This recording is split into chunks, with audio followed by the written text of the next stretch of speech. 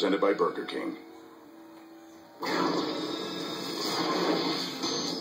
UCLA new head coach Steve Alford, after just a few days after agreeing, signing a letter of agreement with New Mexico on a 10-year contract extension. Alford, former Bob Knight point guard, won a championship as a player in '87, takes over at UCLA, 7 years. He'll make $2.6 per as he takes over for Ben Howland. Now look at the two guys stacked side by side.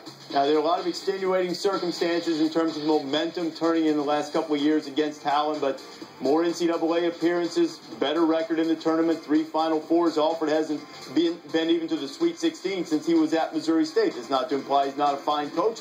Just means that perhaps not the same level of accomplishment, at least at this juncture, that Ben Howland has had. Steve Alford going to take over a difficult job in Westwood. Dick, what do you think of the Bruins' decision to put Alford in charge? Well, you know, we talked about it last night, Reese. Certainly, in my opinion, didn't change like Steve's did in terms of taking the UCLA job after agreeing to a 10-year agreement. Bottom line is, we talked about it last night, about integrity, about loyalty, about college presidents out there preaching all that, giving us all that morality talk, but then they go out and they raid schools where guys have contract extensions. You know what I would do? If I was an AD, I'm going to tell you, Reese Davis, I'm going to let you dream now. You're coaching for me. You're a terrific coach. I love you so much. I walk in your office and I say, Reese, I'm going to give you a 10-year extension. But I'm telling you now, Reese, don't come to me and say you want to leave, because I'm not going to let you leave. And the argument that, oh, you don't want somebody that's going to be unhappy, I haven't met a coach yet that doesn't want to win and has a lot of pride and doesn't want to be fired. So you would coach your heart out and win. But I'm telling you, I would love you, and that's what the AD should have done in New Mexico. Hey, Steve, we're going to sign you to a 10-year extension. But don't come to me and tell me you want to leave.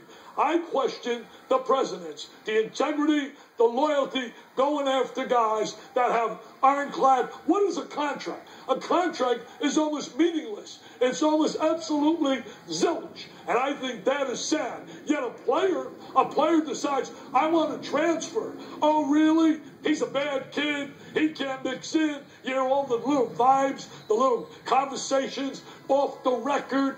And the bottom line is that player has to sit a year out. The coach, he goes to a new country club. He goes to a new deal. I say it's sad, and something should be done. And I also was told that they didn't even ask for permission. According to you read the reports, the AD down there, Jay, said they didn't ask for permission to even talk to him. I mean, that is really, don't get me started. I could go on and on. I turn it over to you, Jay. Hit him up with another one. Well, I think you're right, Dick. And the fact that UCLA did not ask for permission, if that is in fact true, I think is another black mark on this entire process. Look, I get the whole course of dealing, and this is how the business has worked for a long time.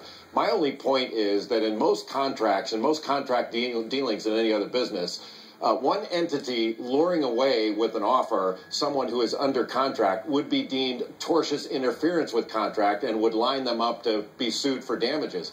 In any other business, that's what we're looking at. And although basketball, football, and college, this has been a course of dealing issue, what I would like to see happen is the presidents stop preaching to us, stop moralizing about integrity and telling us how much integrity we need to have when you guys don't show any of your own.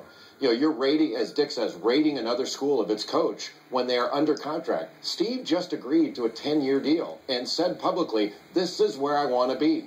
Well, clearly it isn't where you want to be.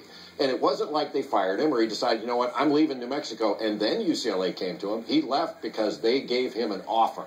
And I think the way the presidents handle this is wrong. They could clean it up if they wanted to. You don't see that happening in the NBA or the NFL. That's not allowed. That is not allowed. And it could be disallowed in colleges if the presidents would show some integrity of their own and decide we are not doing this to our fellow member institutions. But they're not going to do that. And perhaps also if someone were actually in charge. Exactly. Because you start looking around, who's in charge? Nobody knows, so everybody's out there sort of in a But you can't expect people to know what's going on the shop floor. How can they know what's going on? The president can't know what's going on the shop floor, what his AD's doing with basketball and football. That's the shop floor. You're thinking are you implying there's a caste system? I'm implying there's some hypocrisy in the system. I don't think you're implying. I'm actually not implying it. I'm saying it. Flat said it, didn't you? They are now hypocrites. Hey, you want to find a guy that's shown loyalty to his school? Jim Boeheim, going back.